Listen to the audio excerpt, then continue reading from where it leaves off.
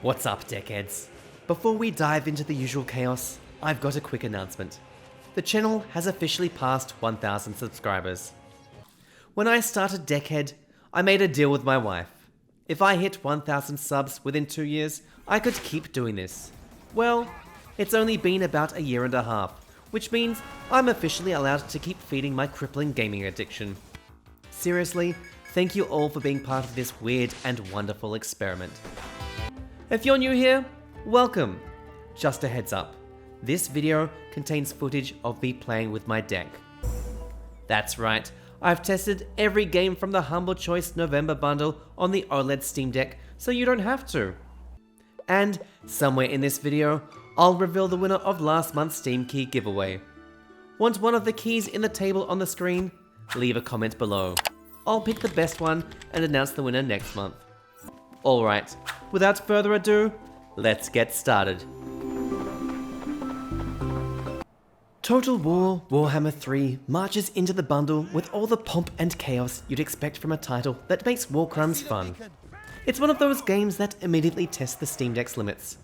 The kind where you brace yourself for a crash before the main menu even loads. Seeing that unsupported tag gave me flashbacks to Total War Pharoah, which crashed my old LCD deck so hard it was sent to the afterlife. Thankfully, this time around, the deck survived to tell the tale.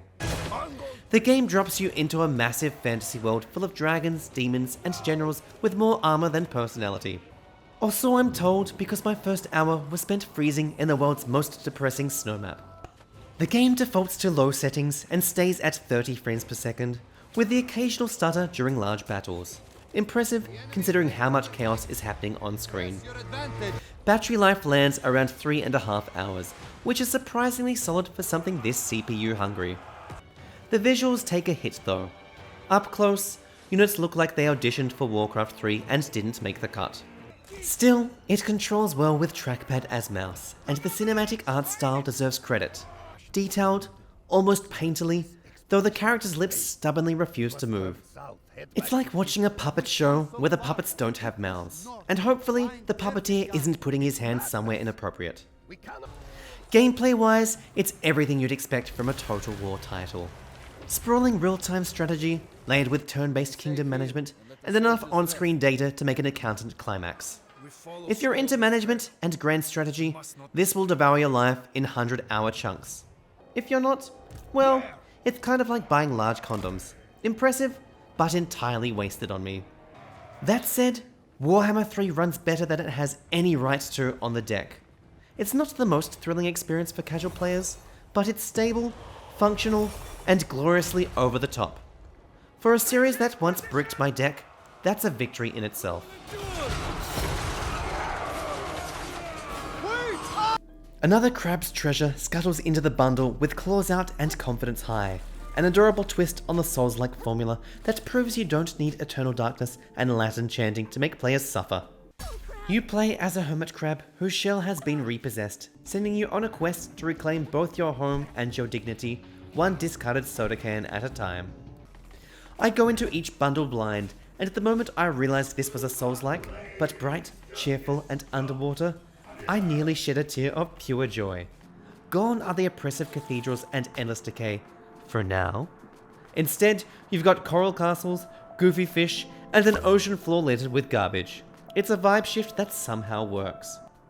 Instead of souls, you collect microplastics and drop them on death, scrambling to recover them like a crabby little environmentalist.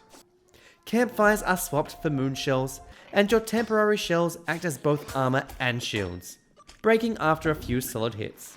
Each shell has its own weight, defense, and even special umami skills that keep combat fresh. The biggest surprise? No stamina bar. I know, blasphemy. But it works. It makes combat faster, more fluid, and way more accessible without losing that one wrong dodge and your seafood tension. The game hits that rare sweet spot. It's forgiving enough for newcomers, but still sharp enough to keep veterans alert. Exploration feels tight and purposeful. Linear enough to guide you forward, but filled with tempting little side nooks packed with loot, traps, and oddball NPCs who sound like they crawled out of a SpongeBob fever dream. It's zany, not creepy, which makes for a surprisingly wholesome Souls-like experience. Performance-wise, it runs between 35 and 45 frames per second on the OLED deck, with a battery life of around 2.5 hours. Given how engrossing it is, you'll wish the deck had a stamina bar of its own. Once I hit my 1 hour review mark, I put the game down, but I couldn't stop coming back for more. What I expected to be a throwaway adventure turned out to be one of the most approachable and charming Souls-likes I've ever played. Another crab's treasure is what happens when Dark Souls spends a summer vacation watching Finding Nemo. It's clever, it's quirky, and it earns this month's Grower Not a Shower award. If you're enjoying the video so far, you know what to do. Like, subscribe, and tap that bell so I can keep pretending that I'm working and being a responsible adult. No More Heroes 3 slices into the bundle like a neon katana through logic. A gloriously unhinged return for Travis Touchdown that proves Suda51 still hasn't learned the word restraint. It's the kind of game that answers the question no one asked. What if E.T. came back not to phone home, but to conquer Earth instead? I played the first 2 games on Wii back in the day, and it's wild how this still feels exactly like a Suda51 fever dream.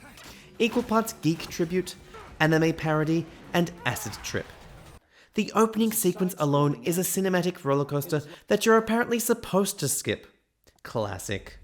1 minute you're watching aliens vaporize humanity, the next minute you wake up in Travis's cramped apartment, surrounded by retro consoles and a talking cat named Jean. It's peak No More Heroes. The story throws subtlety out the window. Aliens have invaded, Travis decides to rise up, and now you're climbing an alien assassination leaderboard of 10 bosses that get more ridiculous with every fight. Between battles, you'll save by doing a data dump on the toilet, buy sushi-based buffs between battles, and recharge your beam katana in a way that is less satisfying without the Wii remote. Combat is still a glorious mix of beam katana slashes, wrestling moves, and slot machine-powered chaos. You can even don a Gundam-style mech suit for a short burst of overkill, because of course you can. There's also a retry roulette mechanic that either blesses or curses your next attempt. RNGesus giveth, and RNGesus taketh away. Performance-wise, No More Heroes 3 runs between 45 and 60 frames per second on the Steam Deck and drains the battery in about 3 hours. The unsupported tag is pure nonsense. It runs out of the box, taunt button mapped to L5 and everything. It's chaotic, messy, and somehow perfectly optimized for handheld play. After an hour in, I didn't want to stop. The humor is sharp, the energy is manic, and minor alien opponents have more personality than most RPG protagonists. It's the same stylish self-aware nonsense that made the originals cult classics, and I'm 100% for it. So far, No More Heroes 3 is everything I loved about the series. Chaotic, stylish, and perfectly playable on the deck. Easily earning it the Still Finishes Strong award. In Etrian Odyssey HD, the HD stands for heavy drowsiness. Don't get me wrong, it runs beautifully on the Steam Deck. Locked 90 frames per second, 6 hours of battery life, and not a single hiccup. Whether you'll play for 6 hours is another story, because very quickly you'll realize you've booted up Cartography Simulator, which also happens to have dungeon crawling elements. The series leans hard, really hard, into its mapping mechanics. Every step you take through its first-person labyrinth expects you to draw the walls, doors, and secret paths yourself.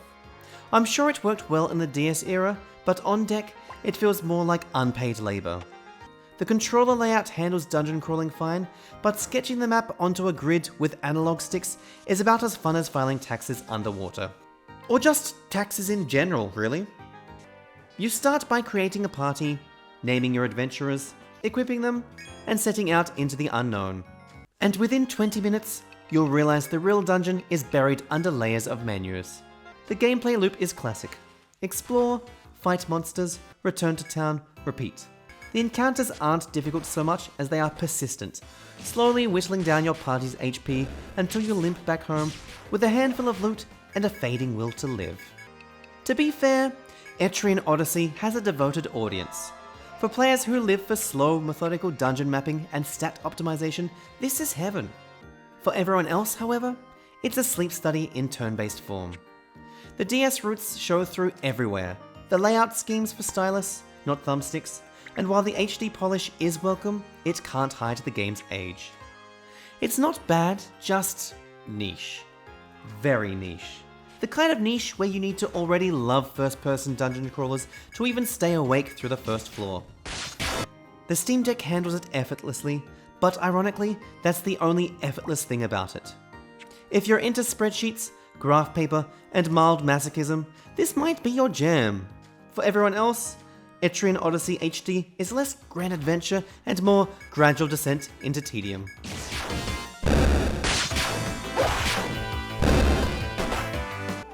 The first city builder in this month's bundle, Pharoah, A New Era, reminds us that even ancient Egypt wasn't safe from zoning laws. It's a faithful remake of the 1999 classic rebuilt with modern polish, though modern might be pushing it when the user interface still feels older than the pyramids. The good news? It runs beautifully on the deck, hovering between 80 and 90 frames per second with around 3.5 hours of battery life. The bad news? The text and icons are microscopic. Genuinely the worst I've seen on handheld. You'll be squinting so hard, you'll start seeing hieroglyphs. There's even a weird bug where the screen brightens whenever your in-game mouse disappears, which makes the whole thing feel like the gods are shining a light on your suffering. Gameplay-wise, it's City Building 101. Zone residential areas, lay out roads, and watch your immigrant workforce do all the heavy lifting. Truly a game that understands modern infrastructure policy. Mechanically, it's a simpler city skylines with a bit of Against the Storm sprinkled in for flavour. The art style has a pleasant, painterly look that nods to SimCity's golden era. But once you dive into the sea of management menus, you realise Pharoah's real curse wasn't the plagues. It was administrative overhead. Controls are fine using the trackpad as mouse setup, and when things settle, it can be quite relaxing. Perhaps too relaxing. It's the gaming equivalent of ambient desert wind. Soothing, repetitive, and easy to tune out. There's nothing broken here, but there's also nothing particularly fresh. In a genre that's quickly running out of space to expand, Pharoah, A New Era feels like a well-restored monument to the past. Because one city builder clearly wasn't enough this month, Synergy rolls in to show us how it's actually done. Where Pharoah, A New Era felt like an ancient relic, Synergy feels like the future. Sleek, stylish, and genuinely relaxing. The first thing that stands out is the cel-shaded art style, which looks incredible on the OLED deck. Buildings don't just appear. They are assembled through gorgeous montages that make city planning look almost cinematic. It's calm, it's clean, and it somehow manages to make zoning feel like meditation. Performance sits around 30 to 45 frames per second in handheld, with a shorter battery life of about 2.5 hours, but that's a small price for a game that feels this smooth. The trackpad as mouse setup works flawlessly. Text is a little small, but manageable, and the overall polish is leagues above most of its competition. It does, however, share a minor bug with Pharoah. The screen brightens slightly when the mouse disappears. The gameplay loop hits all the right notes. Build your settlement, assign citizens, manage resources, and occasionally send out expeditions that shake things up. You'll explore to gather materials, rescue new settlers, and uncover ancient tablets that unlock hidden research nodes. A clever twist that gives progression real purpose. The gridline guides when placing structures is satisfyingly tidy, perfect for anyone with an OCD urge to align every street corner with the kind of precision that could qualify you for a job at IKEA. In an age when doing tutorials is a lost art, Synergy deserves special mention. The tutorial is concise, informative, and timed perfectly so it feels like part of the game, not a lecture. Add in the variety of modes, 2 story campaigns, and a sandbox, and it's clear this game has a lot to offer in its 78.5 hours of gameplay that isn't just fluff. Between its low-stakes design, mellow pacing, and soothing visuals, Synergy nails that end-of-the-day unwind vibe, which is why I'm awarding it the Deck Play Under the Covers award. It's time to announce the winner of last month's Steam Key giveaway. Congratulations to Rick Cornelison3466 for being the only person to ask for a key. You know what to do. Send a chat message to the Reddit user Decusheadus to claim your key. Also, as is tradition, here is a World's Loneliest Competition trophy just for you. Every month, there's at least one game that tests my patience, and this time, Spin Hero spun the wheel and landed squarely on soul-crushing mediocrity. It's a slot machine roguelite RPG, which sounds like a weird novelty until you realize the only thing it's gambling with is your time. On paper, it should work. Roguelite elements, incremental progression, a bit of luck-driven chaos. In practice, though, it's like watching paint dry while the paint complains about RNG. Every encounter feels identical. The music loop is short enough to make you consider muting your deck and playing to the sound of your own despair instead. And yes, the gameplay just keeps spinning and spinning and spinning like a metaphor for my life choices. The slot mechanics remove almost all sense of agency. Roguelites are supposed to feel tense. One bad move and you're dead. Here, I never once felt in danger, not even during boss fights. The game occasionally throws up arbitrary unlock walls like buy X items in the shop to make you feel like you're progressing, but it's about as satisfying as an IT job at a hospice, where only the machines are kept alive. Performance-wise, it's great, which almost feels insulting. A rock-solid 88 to 90 frames per second, and a battery life of 6.5 hours, because of course the most boring game in the bundle runs flawlessly. It controls fine using the trackpad as mouse setup, though the lack of mid-run saving is baffling. You'd think a game this repetitive would want to give you more excuses to stop and come back later. I forced myself through a full hour for review purposes, and by the end, I wasn't questioning my skills, I was questioning my will to play video games at all. That's impressive in its own depressing way. I have 2 kids, a job, and very few hours to game each week. Spin Hero made me regret using one of those hours on it. Every now and then, a game comes along that makes you ask, why do you exist? Spin Hero doesn't answer. It laughs and just keeps spinning.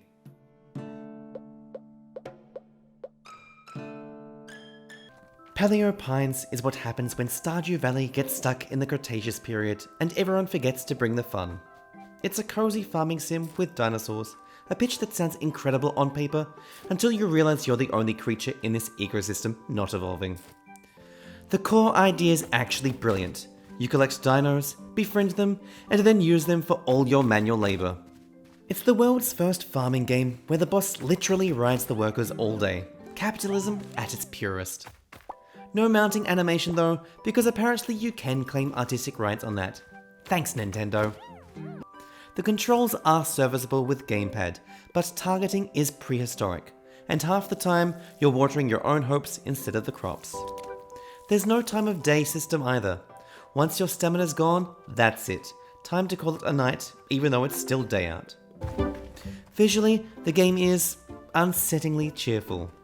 The color palette looks like a pastel accident, and for the first time in my gaming life, I can say a landscape's vibe personally offended me. The bright red "You are here" circle on a map doesn't help either. If it was an objective, I'd get it, but using it to mark the player should be a crime. And while most farming sims start slow, this one moves at the pace of continental drift. After an hour of gameplay, I'd accomplished less than a vegan at a barbecue. These games usually need time to grow on you. This one just kind of sits there in the dirt, waiting for extinction. A few design quirks don't help. If you interact with something while holding a tool, the game defaults to using it. So yes, I accidentally tilled the soil inside my dino pen, and my OCD already had trust issues. Performance at least is solid. It runs typically around 60 frames per second, and lasts a comfortable 3.5 hours on deck. It's smooth, stable, and technically sound, which makes its lack of soul even more noticeable. Ultimately, Paleo Pines is less a farming sim and more a tranquil reminder that not every species deserves to survive. It's cute, harmless, and painfully tame.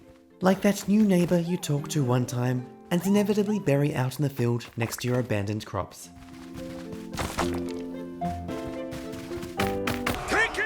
That's it for this month's games, but is the bundle worth your cash or just plain trash?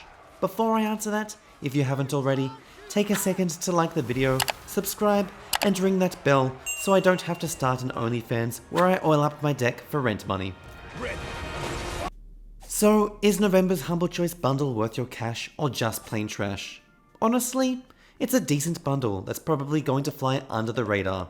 Nothing outright broken here, just a mix of highs, mediums, and one game so bad it should come bundled with a therapy session. The real stars this month are Another Crab's Treasure and No More Heroes 3. Two wildly different games that both deserve your time. Crab's Treasure nails the Souls-like charm in a fresh new way, and No More Heroes proves that Suda51's still the patron saint of controlled chaos.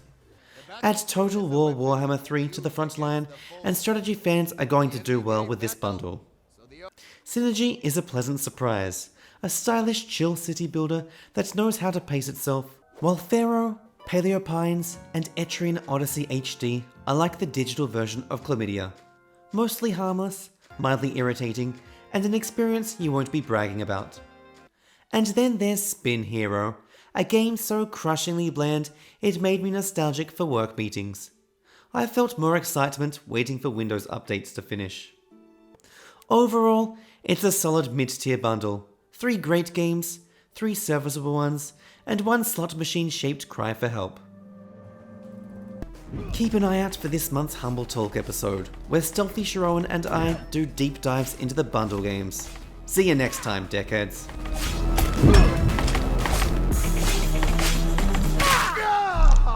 You can't outrun the law forever.